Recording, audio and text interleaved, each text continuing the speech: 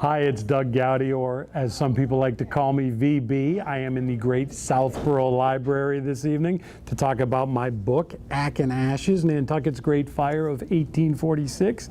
The people are starting to filter in, and I'm very excited because I've already heard that somebody here has never been to Nantucket, and my goal is to make that person want to go, and they got to read this book before they do. So we're going to have some fun tonight, and we're going to find out if we can educate some people. And that's ironic when I'm doing the educating, but it's going to happen tonight, I promise. Say good evening, everyone. Good evening, everyone. My name is Goudie, and I would like to introduce my dad, VB Goudie, who wrote ACK In Ashes. Thank you, Ella.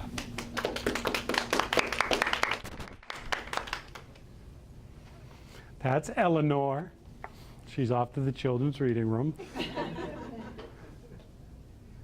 She's pretty proud. Good job, Ella. So first of all, thank you guys all for coming. I'm wonderful to see everybody. And quick show of hands. Anybody been to Nantucket before? Almost everybody has. That's good. So a lot of the questions that I get, we'll take questions at the end. But the very first time I spoke about this book, any questions? And there was an older woman that had been sitting there quietly the whole time. She puts her hands up. So what the heck is ACK? I spent a lot of time researching this book. I spent a lot of time writing this book. I spent a lot of time going over this book. Until she said that, it never occurred to me that there might be someone in this world that didn't know what ACK was. In fact, I've gotten that asked more than anything. It never occurred to me. So we were talking earlier about the things you learn when you write books. Just because you know something doesn't mean it's a great big world out there. Let's put it that way. So ACK is the acronym for the airport on Nantucket, for those that don't know. ACK is the initials, and the island sort of refers to itself as, the insiders refer to it as ACK sometimes. So that's why the name of the book is ACK In Ashes. The subtitle is the more important part, Nantucket's Great Fire of 1846. The way I start this book is, for those that don't know Nantucket, pretty well to do, one of the more beautiful places in the world, I would argue. I've always been a fan of it. My wife and I used to visit it, and still do, at least once a year if we can. In 1846, it was quite a different place than it is in 2018, let's put it that way. It was the whaling capital of the world, and part of the island was even more affluent then than it is today. Another part of it was just strictly laborers in the whaling industry, and there were two islands basically. But what it was in 1846 and what it is today are connected by one singular event that happened on the island. It happened on the night of July 13th into the morning of July 14th, 1846, and it was the Great Fire. Now, I start most of my speeches about this book explaining fire in the 1800s in the United States. What was fire? It was terrorism. What are we afraid of in 2018 in this world as a municipality? Terrorism. There's two reasons why we're afraid of it. One, pretty good chance it's coming to a location near you. And two, when it does, there's just not much you can do about it because it is unannounced and it is crazy and it has a mind of its own. That was fire in 1846. This building were to catch fire right now, we would pick up a phone and make a call. Well, they didn't have phones back then, first of all. Second of all, there's no one to call because fire departments, while they had them then, what they had was a hand crank pump that was about the size of this, as a matter of fact. Flip it over. And it would send out a stream of water much thinner than this. This building catches fire, that stream of water is not going to be able to do too much. How do you go from a fire to a great fire? Well, there's three main things you got to have. One, you got to have a spark. I'm going to tell you what started this one. Two, you've got to have nature playing a very important role in it. It certainly did in this case. And three, you've got to have human error. They had it in spades on Nantucket on July 13th, 1846. Let's start with the island itself. 1846, whaling capital of the world. London, brightest city in the world at that time. How? Because of Nantucket. Nantucket whale oil lit London, among other things. If you said you were from Nantucket in 1846, anywhere in the world, they knew where you were talking about. Why? Because Nantucketers, unlike almost any other place in the world, traveled all over the world. They did so in whaling boats in pursuit of whale oil, which made candles, among other things. And that's what made Nantucket known, that's what made Nantucket famous, that's what made it rich and wealthy.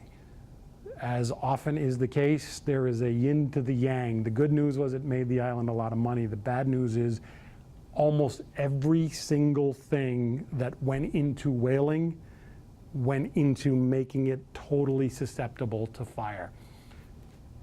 Nantucket as an island, for those that have been there, know that the downtown of Nantucket, boom, is about as densely populated as you could have. And North End in Boston always comes to mind when I think of it. Cramped buildings right up against each other, no room to breathe. Well, it was even more so in 1846.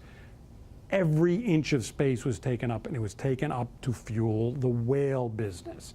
That meant there was wood, dry wood everywhere to build ships. That meant there was sail lofts everywhere. That meant there was whale oil that had come in that was being stored until they could turn it into candles and into lamp oil, etc. And it also meant there was an awful lot of hay. Why do you need hay?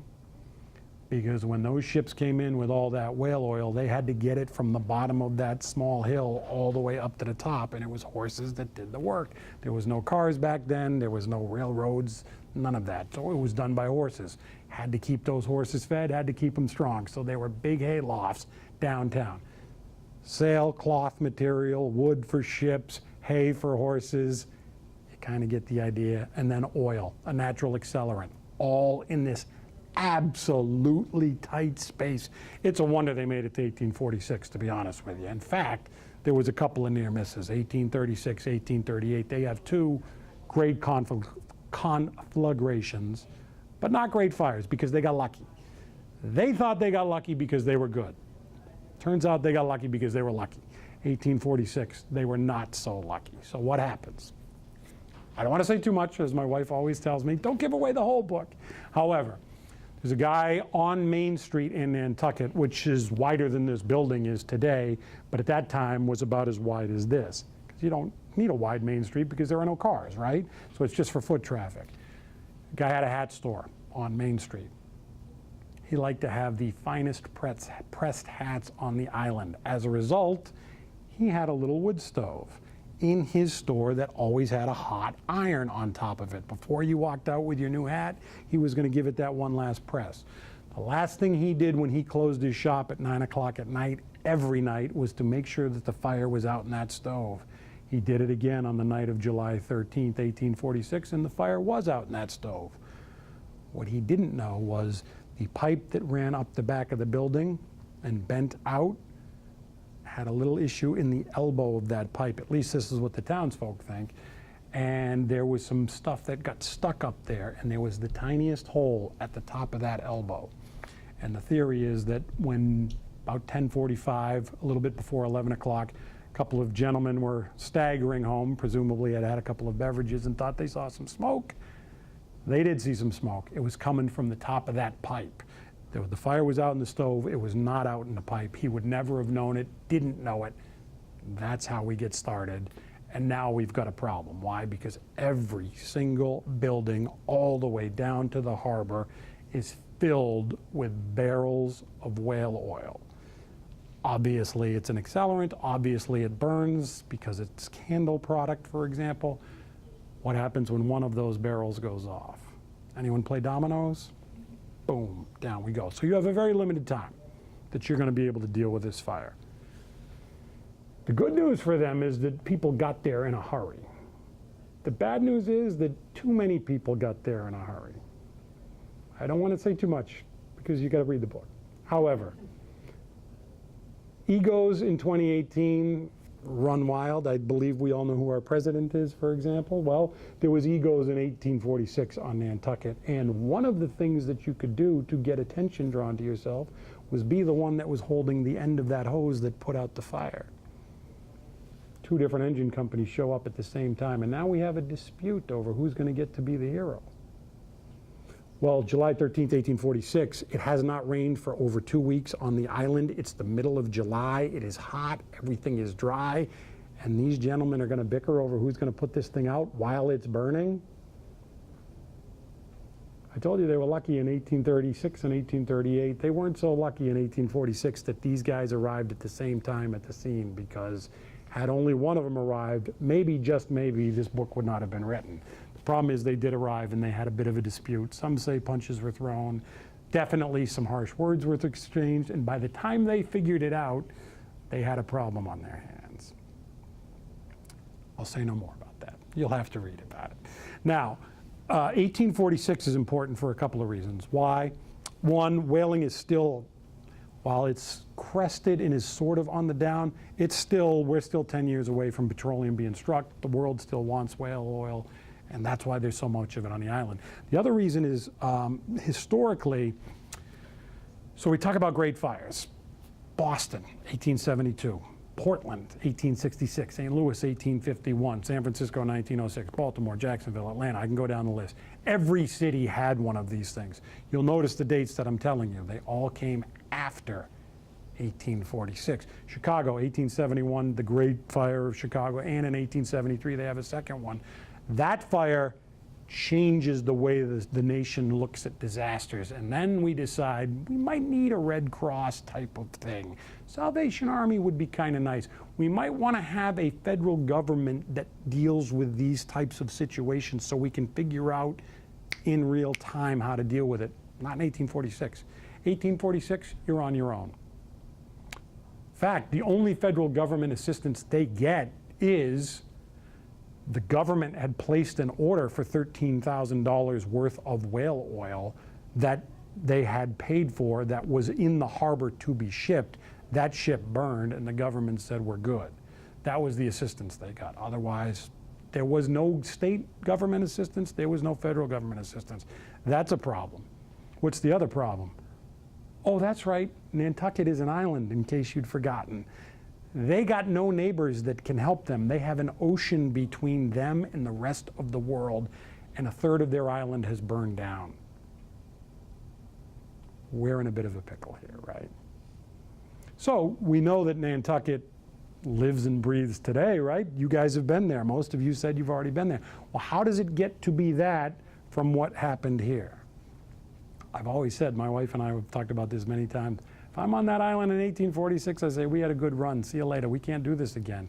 They never once deliberated that, because these are tough, religious New Englanders who woke up on the morning of July 14th. They looked out and saw nothing but chimneys and smoldering smoke coming out of the ground, and they said, let's go. Let's go. They had supplies for maybe the rest of the week. They had no food. Most people had 1,000 people homeless. 5 of the 6 piers that they had, where all the ships burned out, gone, everything gone. They said, let's go. 8 months later, grand reopening. Nantucket's open for business. 2/3 of the town built up. Now remember, they don't have a lumber industry on that island. Most of the trees don't get higher than this because of the terrain and the weather that they get. They had just started thinking about building with brick.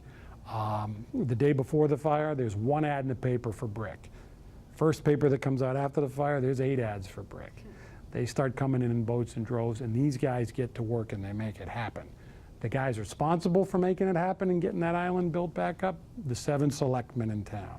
They're faced with some of the most interesting dilemmas, choices you can ever imagine. The way I always talk about this, leave Rudy Giuliani in 2018 out of it for a second. Let's talk about Rudy Giuliani in 2001, 2002. Rudy Giuliani is the mayor of New York City, but he's the mayor of America, right? That was his nickname. 9/11 happens in New York. New York is devastated. New York's got all these deaths on their hands. New York's got to rebuild these buildings. How do you do this sort of stuff? Well, Rudy Giuliani is tasked with figuring all this out. He brings in all this outside help. We have fundraisers. We do all of that. In 1846, how do you do what Rudy Giuliani had to do when you don't have any of that stuff? A, how do you get the word out? B, when stuff comes back, if it comes back, how do you deal with it?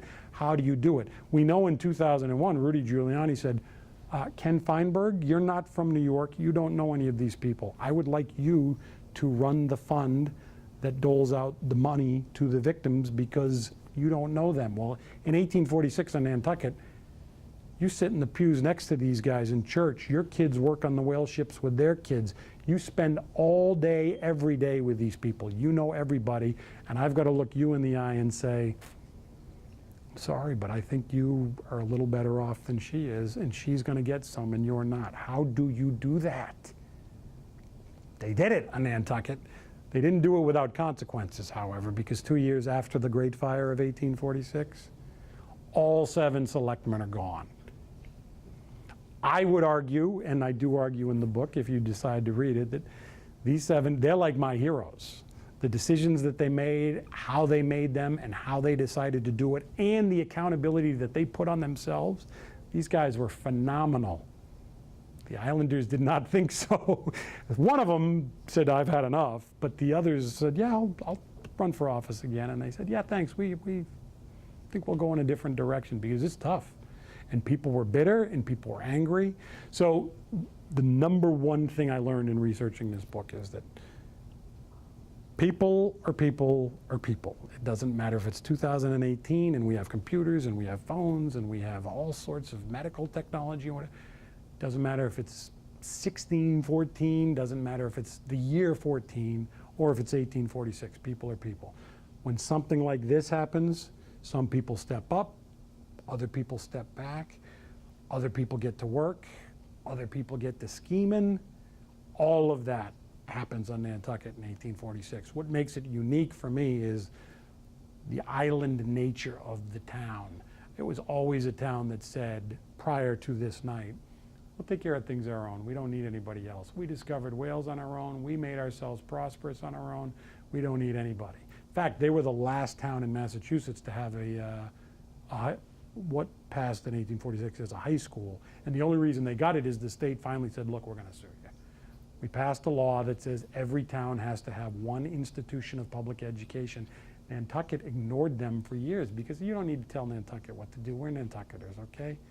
Well, when you go to bed on July 13th with the, hey, we're Nantucketers, okay, attitude, and you wake up on July 14th and you look upon the horizon and all you see is chimneys and no buildings, suddenly the we're Nantucketers attitude, this, turns to this. So there's a passage I'll just read to you. I was talking to this young lady who says she's more familiar with New Hampshire than Nantucket. So one of the things I found in researching this book was about a month after the Great Fire, a letter appears in an Exeter, New Hampshire newspaper. A witness who was on Nantucket that night from New Hampshire who does not sign the letter. I would kill to know who this person is, but nonetheless, doesn't sign it, but sends a letter in to say, you may have heard about this fire in Nantucket. Well, I was there, and let me tell you what I saw.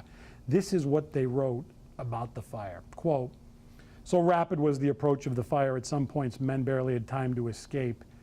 It ran out upon the harbor, blazing, and resembled in its 1,000 flashes and spires of light a gorgeous palace of gold amidst the sea. The country was alight at midnight as it was at noon. For hours the town was a lake of fire. The moon looked bloody, the sky glared above, and the noise of the flames was like the roar of the ocean.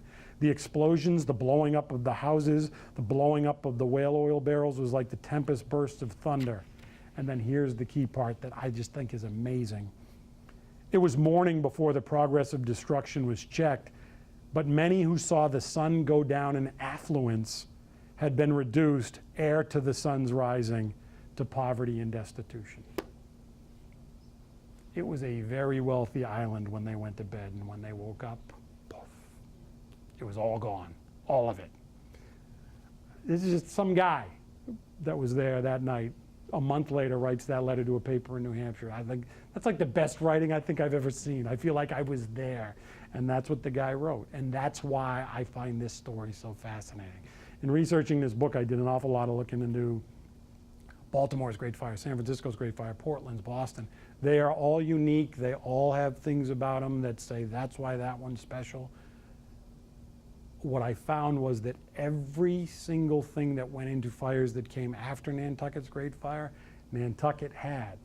They just didn't know anything about it because there hadn't been the litany of fires that led up to theirs.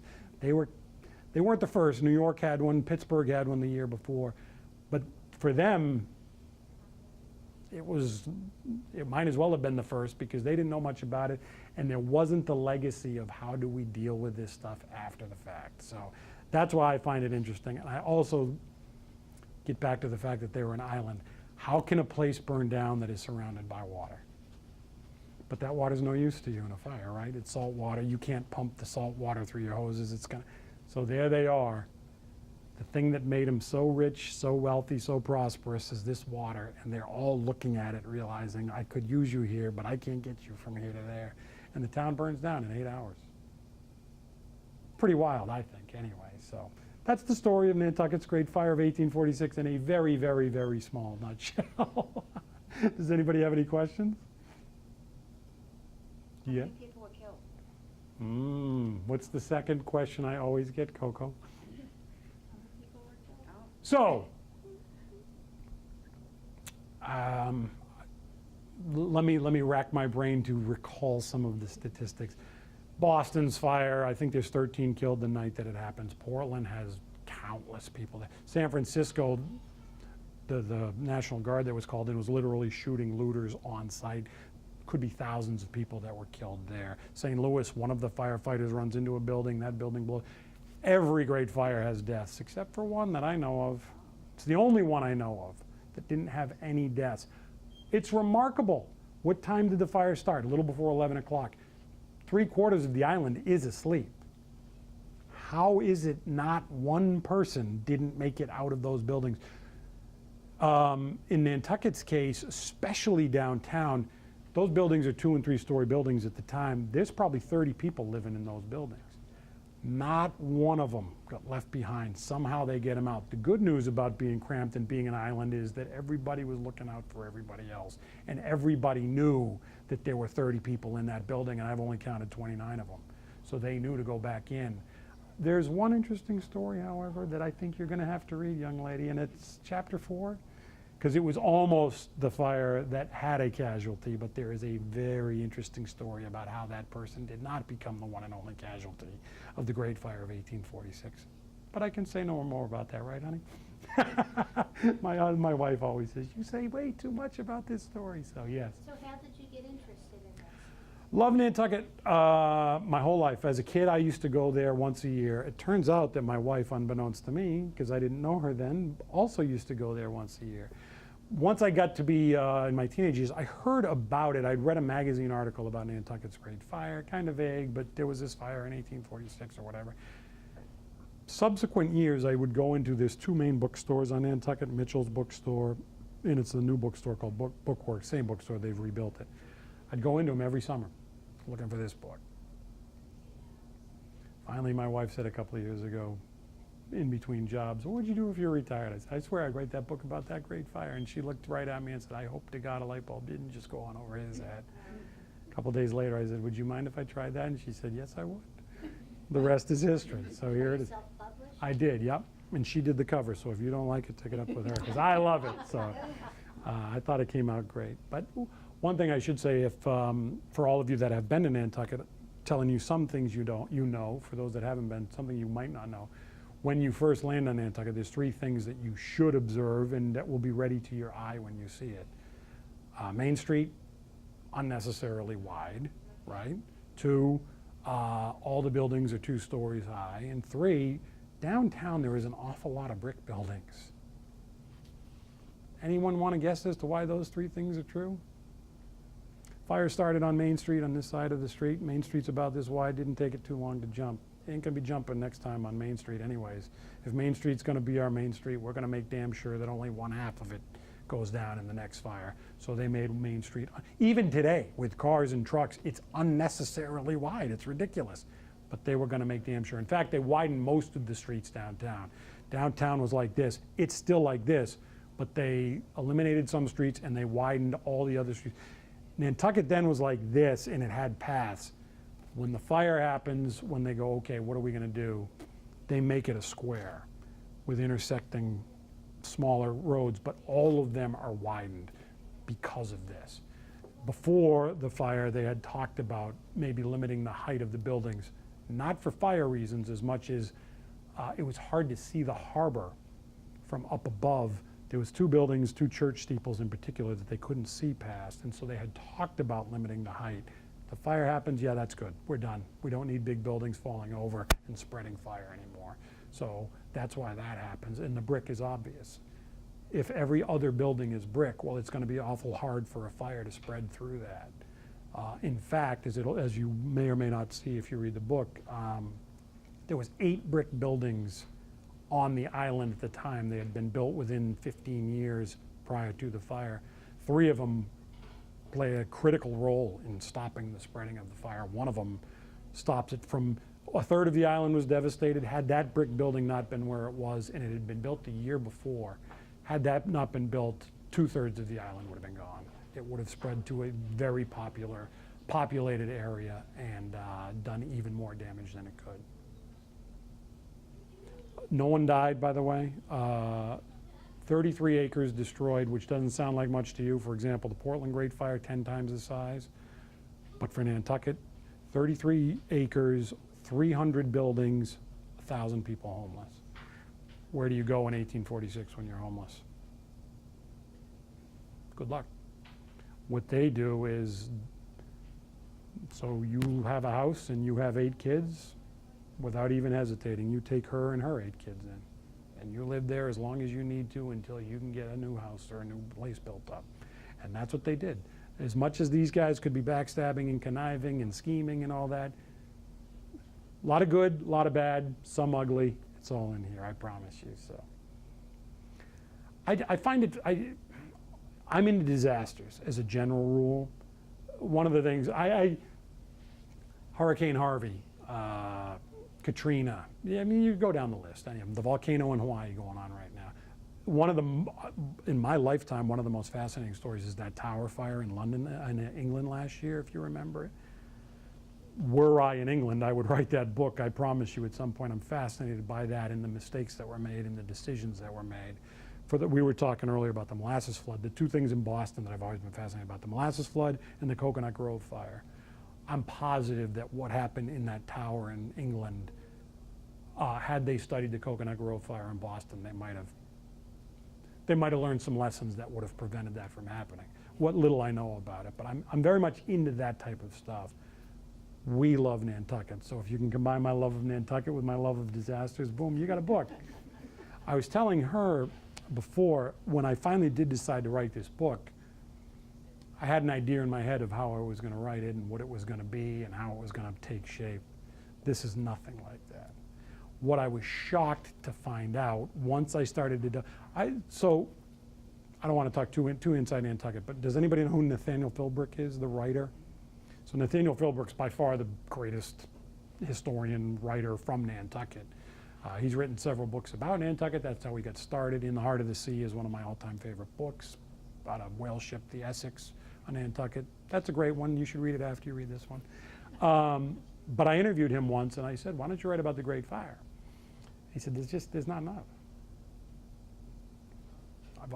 That always stuck in my head, because right when he said it, I said to myself, that's bull, but he knows better than I. He lives there after all. So when I thought I was going to write the book, I thought, okay, I'm going to have to get creative. I'm going to have to do this in a 2018 way, and I'm going to have a lot of shenanigans going. I was shocked at how much information I was able to find out. One of the reasons why is the town office building in 1846 was brick. However, it gets ravaged. But the town clerk's brother, believe it or not, lives about 7 buildings down from the town offices, and what he does when the fire first gets out of control, I actually don't write much about this, but what happens is he runs to his brother's office and grabs the town notes. They're in these big, this length, that thick folders. He grabs them and takes them to his house. The fire stops 2 doors from his house. If it had spread, this wouldn't have been impossible. But those records still exist because he did that. Somehow he knew in the midst of the chaos and in the midst of his friends, maybe their houses getting down, maybe dying too, he knows enough to run and get those documents because we got to save something, and that's what he thought to do. Had he not, no one would know, you'd know very little about the Great Fire. The other thing that saves it is There's 3 newspapers on the island at the time. 2 of them burned in the fire immediately. The third one, which had just really started, it was only in existence for a year. The publisher of that paper is off island. He's actually in New York the night that this happens, but his wife isn't. And she somehow knows, I got to get the word out, and we got to get it out fast, and we have a printing press that works. She writes a story of the fire as it's burning. The story is that she wrote it lit by the light of the fire. And she gives it to the guy that runs the press and says, I need 15 copies of this, like now. She puts it on the few boats that don't burn down and says, get to the mainland now. The morning the fire is still burning, she orders the ships to take this to what becomes New Bedford and Fall River, sort of their sister towns at the time because of the whaling industry, and says, get the word out fast. Had she not done that, they would have been in even more trouble than they were in. Let's just put it that way. So there was some very quick thinking by people that had no business thinking quick. They didn't. She could have fended for herself. She could have not. She somehow knew, and her husband, much later, after things had sort of died down, put up a very substantial reward to get an original copy of that letter that was sent out. Never did. But he was so blown away by what she had done and thought that she had done it better than he would ever done. He wanted to have one of those. And sadly, history is, it's lost to history, as they say, as so much was in the fire. But so there you go. I'll tell you one interesting thing as I researched it. In the papers, the July 13th, one paper publishes that day. And a lot of people make a big thing out of a play that was at the library then. Okay, fine. It was about a drunk, temperance movement's hot at the time, so the play at that time was about drunkenness. What I noticed in the paper was there was multiple ads in the back of the paper for fire insurance. Ain't nobody that had it. The first paper that comes out after, there's pages of fire insurance ads, because again, you got to remember the time, and you got to remember who these people were. These are very independent people that will take care of ourselves, and things like insurance and things. It was sort of an alien concept to these people. Yeah, for the people that own whale ships, yeah. Those ships sometimes went out and never came back. You've got to have it. But to a guy who has a like shoe shop, he's a cobbler, what does he need insurance for? What does he need fire insurance for? I mean, if his house is going to burn down, everything's going to burn down. What are the chances of that happening? 1846, it did happen. Almost none of these people, by the way, not all of them, but almost none of them leave. Couple do. Couple say, I can't do this again. About 90% of them stay there, which I think is just remarkable, because tough to pack up and leave, especially when you got a lot of stuff and you're on an island. But if you have nothing, and it's because this just happened, do you want to run the risk again? Well, they did. They loved that place. That was their home, and they were going to be not pushed around, as it were, by King Fire, as they called it, which is another one of my favorite things that I found out. It was referenced in all the papers as King Fire. And do you know why they called it that? Because nothing beats the king. Fire was no joke. It still isn't, obviously, but back then it was everything.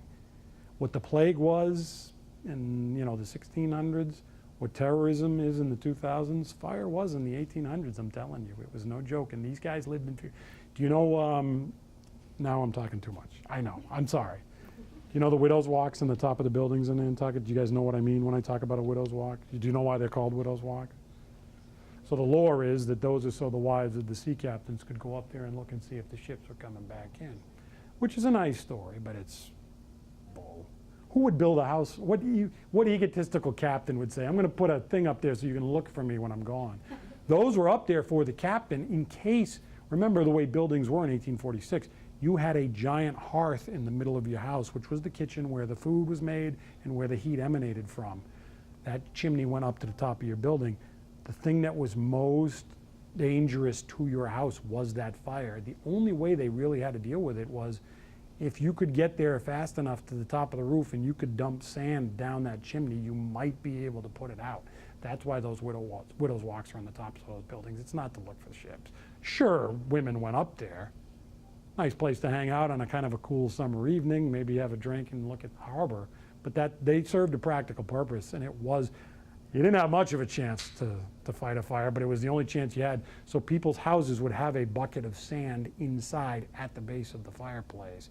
And that bucket was to go to the top and be dumped down in case of emergency. So while they were called Widow's Walks and are called Widow's Walks, they were really for something else. And it was the thing that they were most afraid of, King Fire. In fact, Nantucket had in 1844, again, I don't write about it much, but they had an asylum, not what we think of as asylum today. Back then, the asylum was the poorhouse. They had a horrific fire. Their poorhouse burned down, 10 people died in it. Because it was away from everybody, that's those people. We'll put it way over here where we don't have to look at it every day. Well, they couldn't get to it. It was in the middle of winter. And when it caught fire, they couldn't get enough bodies there to put it out. And those people couldn't get out, so 10 of them died. So the island has a long history, and not a great one with fire. Nothing like this in 1846, however. Yes, young lady? Are there any monuments or remnants of the fire on the island Maybe. So I was telling this young lady when I wrote the book, what my hope is, if you decide to read the book, if you've been to Nantucket, if you're familiar at all with Nantucket, my hope is that you learn some things about Nantucket that you didn't know. If you've never been to Nantucket, I hope that you go there and want to see this place that you've just read about. And I like my chances in pulling that off. I'm egotistical. That said, for me, who's been to Nantucket how many countless times, I love that place. I'll never look at the place the same now. One of the places that meant nothing to me before writing this book, but means a ton to me now, is the Methodist Church downtown. In the Methodist, something very significant happens at the Methodist Church, let's just put it that way. They have a board that they claim is, it's a charred board that they claim is from the fire of 1846. No one knows for sure because the way they found it was in the, I think it was in the early 1990s. They replaced the roof, and when they pulled the one off, at the corner that we do know was on fire, this board was there. And so they think how else would it have been there? But no one knows definitively. Right. But so they have that in a case there. If you know about it, you can knock on the door and they'll show it to you. That's really the only thing. There's a fire engine, as they called them, but a pump cart. It's the cataract, which is very important when you read the book, because I told you about two people that were having a fight. Well, one of them was from the cataract engine.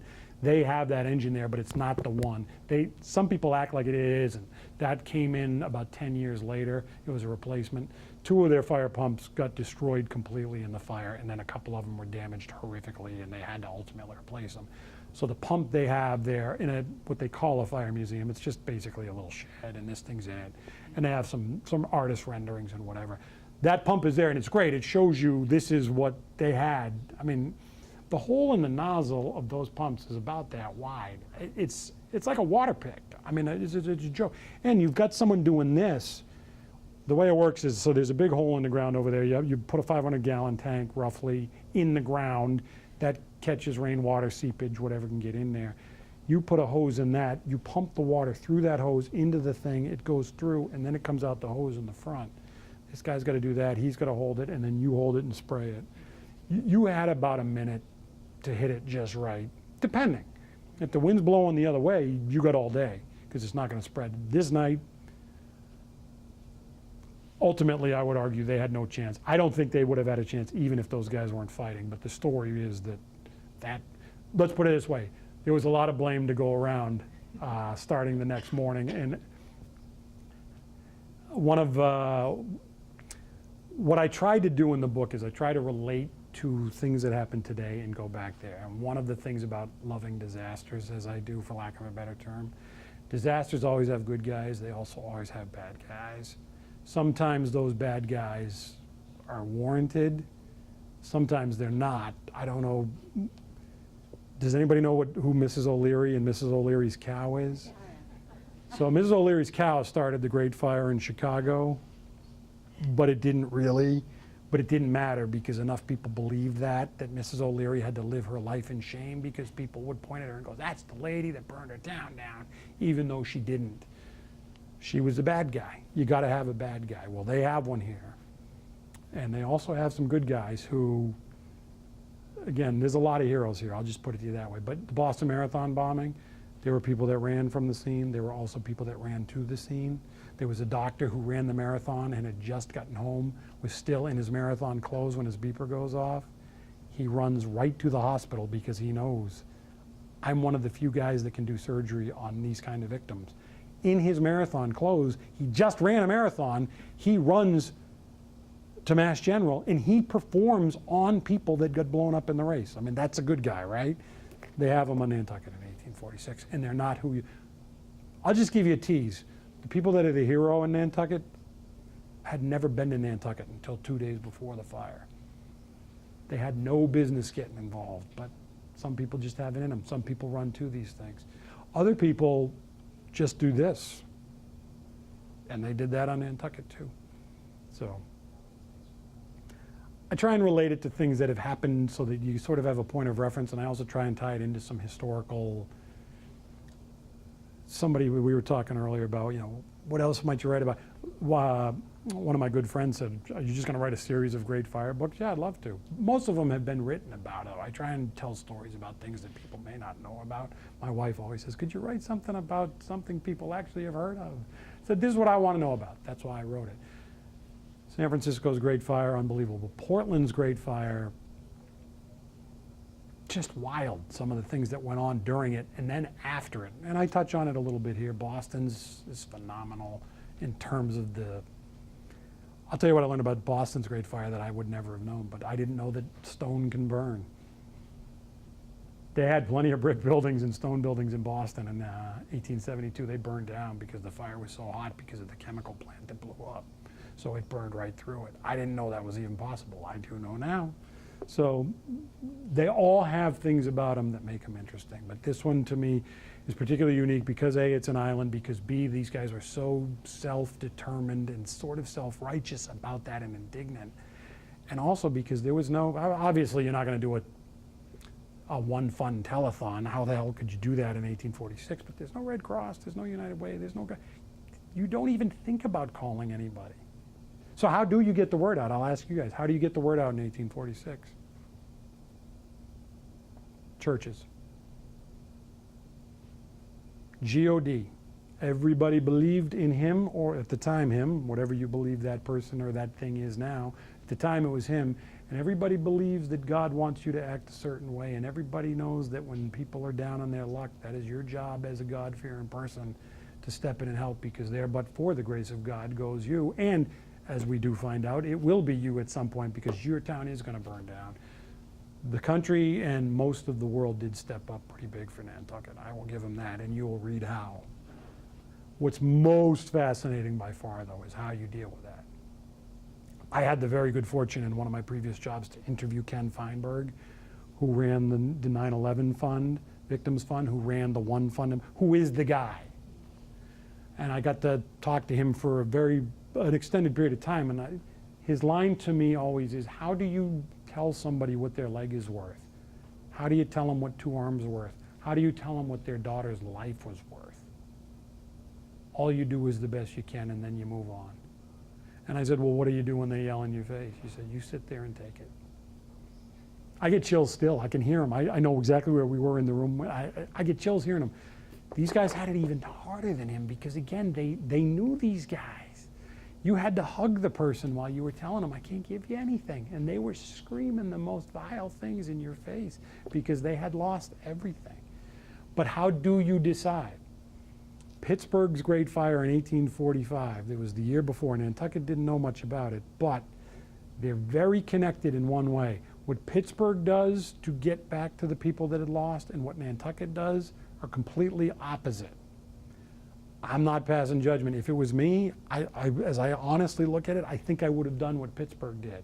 I know in hindsight what Nantucket did is better, but if it was me then, I think I would have done what Pittsburgh did. You don't have to read the book. It's in there? Oh, yeah. It's fascinating. How do you... Feinberg, the way he does it, right, in the marathon bombing, for example, is a leg is worth X. 1 limb lost is worth X. 2 limbs lost is worth Y. Death is worth Z. And that's it. And it's crazy. But what and then His most important point that he said to me at the time, which I understand, and I can tell you, I would die to have him read this book, because that chapter, I don't care if he reads the book, great, but I'd love him to read that chapter, because these guys in 1846 understood that. Send it to them. I should. The thing that he told me was, when you do it, it's done. There has to be an end point, and you don't look back. And I'm telling you, there were 7 guys in Nantucket in 1846 that understood that. In December of 1846, they said, this is it. We're getting on with life. Let's go. I don't know how you do that with your neighbors standing there with nothing, but they did it. And it's, to me, very fascinating. So that's why I like the story. That's why I wrote the story. I will tell you this, having gotten some feedback about the book over the course of the summer and fall last year. For those that are familiar with me at all, I do like to make a smart-ass comment every now and again. I like to put them in here. I want you to hear my voice as you're reading this book. Some people like that, some people don't. My brother hates that. Believe it or not, the brother that I dedicated this to says, I wish you would have taken yourself out of it. I'm like, I'm not in it, but he goes, but I hear you. I don't want to hear you. I just want to know the story. My wife, when she edited the book, said, we're going to maybe rein some of that back in. So just know this, if you don't like that, there was about 10 times that when I first started writing it. But she reined me in on it, believe it or not. So some people still don't like it. Other people have told me, I love that it's like an audio book when I read it, because I hear your voice talking to me. So I'd say that's a compliment. Is it written in your? No, it's written, it's written sort of historical, but I like to do parentheses with my own little comments. The book that I'm working on now, I don't do that. So just because it's a different story. And there's 2 things that I did do that Nantucket people don't love, but this would have been the name of the book if somebody in Nantucket had written it. I wanted to do something in 2018. That's why that's the title. That's why this is the cover. There is an artist rendition of this great fire. It came 20 years after the fire. And when I look at it, I don't think it's overly accurate, number 1. 2, it wasn't from there. So I didn't want to use that as the cover. I know any other historian would have used it. I'm not saying it's right or wrong, but for me, hey, I want to do something that might stand out on a thing, but it also doesn't look like it was written by somebody in 1846. I wanted to make it a little more current. Again, some people like it, some people don't, but that was the book I decided to write. So, and if Nathaniel Philbrick doesn't like it, then he should write it. I tried to get him to, he didn't listen, so. But that's my story.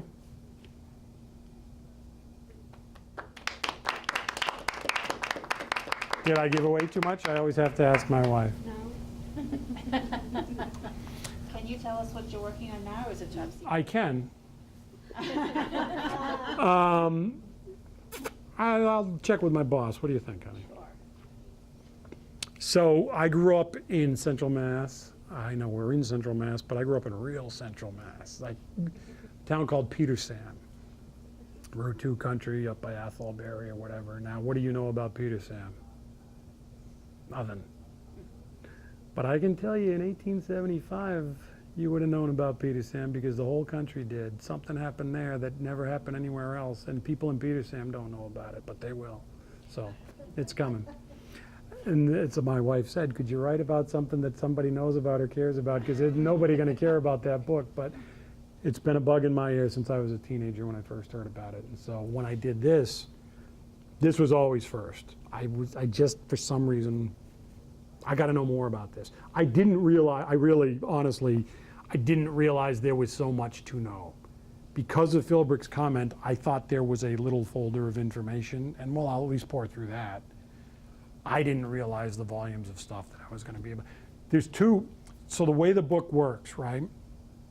It's basically 2 sections. Here's the lead up to the fire, and then here's the fire. Then there's 6 chapters on, these are some key people and or buildings in the fire, and it's sort of laid out as a walking tour. It's a circle if you look at the map that I use in the book. But I tell those stories. Once I get to the last one of those, now it's the guys, the 7 guys that I've told you about, and what they do and how they decide those things. And there was so much information on that, I was shocked. However, the profiles that I do, there's 2 of them in here that I never heard of these people when I set out to write this book. But one of them, I just kept seeing the name. And I'm like, why is this name keep popping up? And then finally I realized, okay, this has to be a chapter. I was working on a chapter about somebody else. I took that guy out because this guy was much more interesting. There was another guy who I said, I'm not putting him in because people on Nantucket at least know who he is, and I felt like I don't want to have too many, here's some stories, but I want to tell every story or whatever. But he is by far, not even close to me, the most interesting guy that ever was born and raised on Nantucket. And I fought him hard as I was writing this book to not put him in it. And it's probably my favorite chapter in the book now. He's not in it? He is in it, yeah. He won, I lost. And he's in the book because of, his name is Aaron Mitchell, and if I could give you a representation of Nantucket from 1800 to 1875, it's Aaron Mitchell. His story is that island story. All its opulence, all its wealth, all its success, all its great fall. The only thing he didn't have was he didn't have the rebirth, but the island didn't either until the 1920s, really. The tourism business started in like 1875, 1880, but it doesn't really get hot until the 1910s, but after World War I. And then it starts to become the Nantucket we know of. They claim that the beaches have youth water in it, and people start going to this exotic land, and it becomes what is now Nantucket. It was not that then. He is by far the biggest representation of the island that I can think of, and my wife knows this full well. Had our son been born after I wrote this book, he very well might have been named Aaron Mitchell. This guy's fascinating to me, so for what it's worth. And by the way, just to give you a hint, he would charm the pants off of every one of you ladies, and you could do nothing about it, because that's how, I'm just telling you, he was something else. There was a boatload of women that came in from, I think it was New Brunswick or Nova Scotia, and as one lady wrote later, we heard this big bellowing voice that said, well, welcome to Nantucket, ladies, and when we turned, the dreamiest man we'd ever laid eyes on was standing there, and it was Aaron Mitchell. So there's a little tease for you. But he's a very interesting guy. But they all are. One last thing I guess I'll leave you with. The number one lesson I learned in all this, I knew about disasters, I knew about fires, I know that people are people. I learned a lot about it. But the thing I didn't realize is when I thought of 1846, I grew up in Peter Sam. Peter Sam is sort of stuck in 1846, so I felt like I had a handle on New England in 1846. Pretty simple life. You live on a farm, you go to church, you know, whatever leisure activity you have, playing the piano in the parlor after dinner, going for walks and smoking, whatever. That was your life. Pretty simple. These guys lived, I'm not joking about this, you'll see. These guys lived way more complicated lives than we did, than we do now. And it's remarkable to me, the things that these guys did, the decisions that they made, the interests that they had, the way their mind worked. If ever there was an argument against television, this is it. These guys were and when I say these guys, I mean these women too. Think about this island, okay? You have ship captains, and you have the whole hierarchy of whale ships, from the captains all the way down to the greenhorns. These guys are gone for 2, then 3, and 4 as whales start to get smaller and smaller, and you have to go further and further. You're gone for 4 and 5 years at a time. What's left back on the island? The wives and daughters. They're running a lot of this island. These women were way ahead of the time, and as I always tell people, they lived as hard, if not harder lives than these men on these whale ships, which I wouldn't wish on anybody. This was a tough existence, and these were very complicated people, and they had a very, very interesting life and existence based on where they were and based on what that island decided to make their fortune on. And that's what makes Nantucket unique to me.